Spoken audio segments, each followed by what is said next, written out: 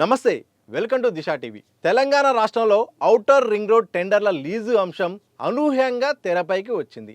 అసెంబ్లీలో సీఎం రేవంత్ రెడ్డి ఇదే అంశంపై మాట్లాడుతూ ఓవరాల్ టెండర్ల విషయంలో అవకతవకలు జరిగాయి, అలాగే హరీష్ రావు కోరిక మేరకు ఈ యొక్క టెండర్ల లీజు ప్రక్రియపై తప్పకుండా సిట్ ఏర్పాటు చేస్తాం, ఇదే అంశంపై మంత్రి మండలితో మాట్లాడి సలహాల సూచనల మేరకు ఈ యొక్క దర్యాప్తు అయితే కొనసాగుతుందంటూ కూడా సీఎం రేవంత్ రెడ్డి ఈ యొక్క ఓవరాల్ అంశం అయితే తెరపైకి తీసుకొచ్చారు.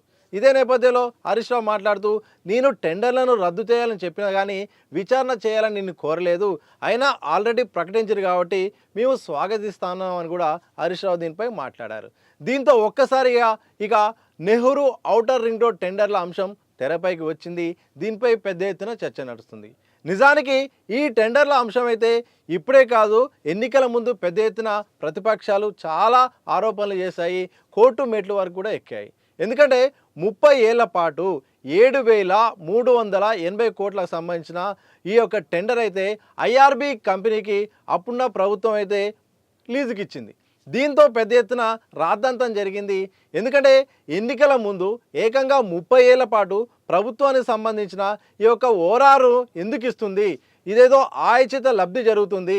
అలాగే చాలా అనుమానాలు కూడా అప్పుడున్న పీసీసీ అధ్యక్షుడిగా ఉన్న రేవంత్ రెడ్డి కూడా చాలాసార్లు మాట్లాడారు, ఆయన కోర్టు కూడా ఎక్కారు. ఇదే నేపథ్యంలో ఇటు బీజేపీ నేతలు కూడా చాలా విమర్శలు చేశారు అప్పుడున్న ప్రభుత్వంపై. దాంతోపాటు రఘునందన్ రావు కూడా చాలా సీరియస్ అయ్యారు. అప్పుడు ఆయన కూడా ఇదే అంశాన్ని తెరపైకి తీసుకొచ్చారు.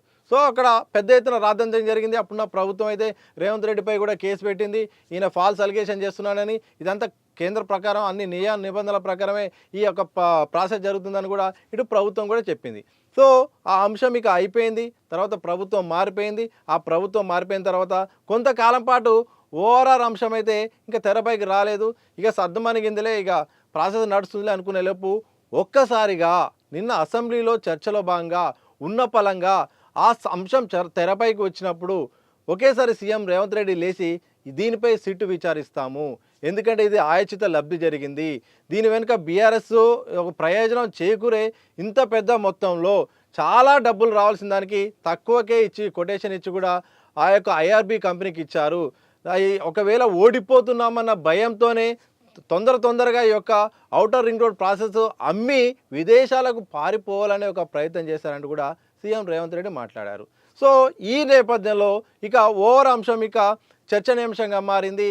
ఎందుకంటే సీఎం రేవంత్ రెడ్డి వర్షన్ అయినా కాంగ్రెస్ వర్షన్ అయినా వైఎస్ఆర్ హయాంలో అప్పుడు ఓవరాల్ మేము నిర్మించాము, 150 కిలోమీటర్లు సుమారు పరిధిలో ఏకంగా ఏటా 700 కోట్ల ఆదాయం వచ్చేలాగా కూడా దాన్ని ఏర్పాటు చేశాము, దానికున్న పెట్టిన ఖర్చు దాని అప్పులంతా తీర్చామంటూ ఇటు కాంగ్రెస్ వాదన. ఎందుకంటే 158 కిలోమీటర్ల పరిధి ఉన్నది, అలాగే ఏటా 700 కోట్ల ఆదాయం వస్తున్నది. దాంతోపాటు ఇటు సుమారు 1,50,000 వాహనాలు ప్రతిరోజు ఈ యొక్క ఔటర్ రింగ్ రోడ్ చుట్టూ కూడా ప్రయాణిస్తున్నాయి. ఈ నేపథ్యంలో ఇది ఒక ఆదాయ వనరుగా మారింది, మణిహారంలాగా హైదరాబాద్కు మారిందనేది కాంగ్రెస్ ప్రభుత్వం యొక్క వర్షన్.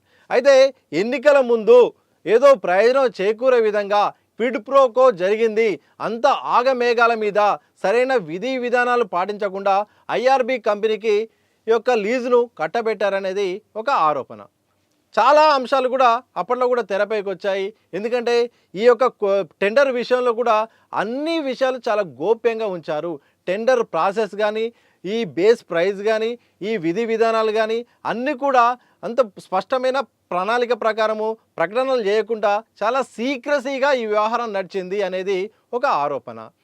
చాలా కంపెనీలు పోటీ పడాల్సిందిగా 3 కంపెనీలే వచ్చాయి, అందులో ఐఆర్బీ కంపెనీకి వచ్చింది. ఈ ఐఆర్బీ కంపెనీ కూడా సింగపూర్కు చెందిన ఓ ఇన్వెస్ట్మెంట్ కంపెనీకి మొత్తం తన ఐఆర్బీ కంపెనీ ఉన్న మేజర్ షేర్లు మొత్తం కూడా ఆ కంపెనీకి అమ్ముకున్నది. ఇది కూడా ప్రతిపక్షాలు పెద్ద ఎత్తున ఆరోపిస్తున్నాయి. ఏదో కుట్ర జరిగింది, ఇక్కడ ఏదో రాజకీయ లబ్ధి జరిగింది, ఉన్న పలంగా 30 ఏళ్ల పాటు ఇవ్వాల్సిన అవసరం ఏమొచ్చింది, ఏటా 700 కోట్లు, దాదాపు 30 ఏళ్ళు అంటే 21,000 కోట్లు వస్తాయి, అలాంటిది కేవలం 7,000 కోట్లకు ఇవ్వాల్సిన అవసరం ఏమొచ్చింది, ఇది రాజకీయంగా అంటే ఇదొక అధికార దుర్వినియోగం జరిగింది అనేది ఒక ప్రతిపక్షాల నుండి, ప్రధానంగా అప్పటి కాంగ్రెస్ పార్టీ నుండి, ఇప్పుడు కూడా కాంగ్రెస్ పార్టీ ప్రధానంగా అలాగే బీజేపీ కూడా ఆరోపిస్తున్న అంశం. నిజంగా పెద్ద ఎత్తున రాద్ధాంతం జరిగింది.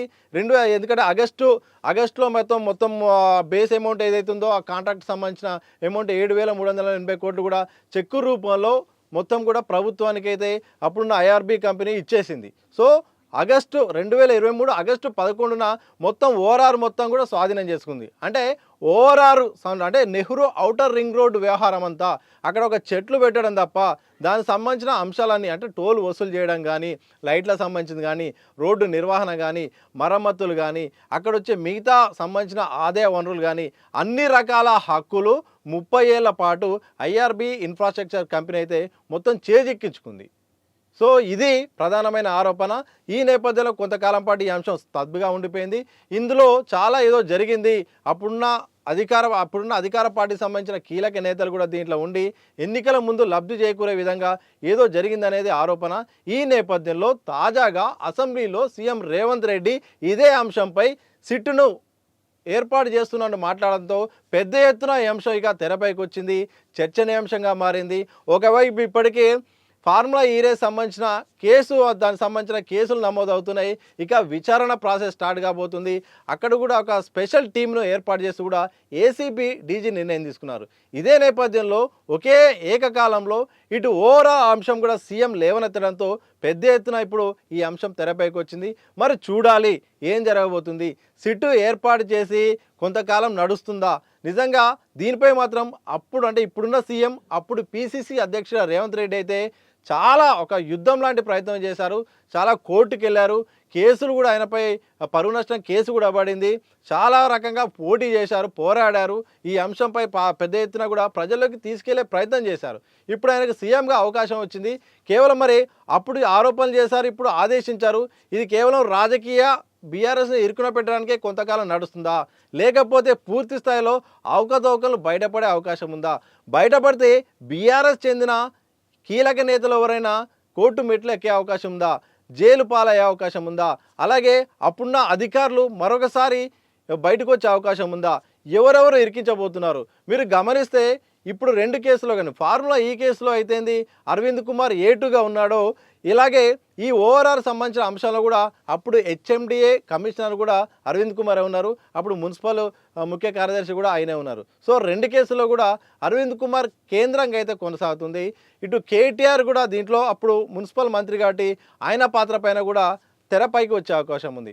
చూడాలి మరి ఈ విచారణ ఎలా కొనసాగుతుంది. సిట్టు కేవలం విచారణ రాజకీయంగా కొంతకాలం నడుస్తుందా, లేకపోతే పారదర్శకంగా బీఆర్ఎస్ని ఇరికించేలాగా ఆధారాలతో సహా బయటపెట్టి జైలు పాలు చేసే అవకాశం ఉందా? దీనికి బీఆర్ఎస్ పార్టీ ఎట్లా డిఫెండ్ చేసుకుంటుంది?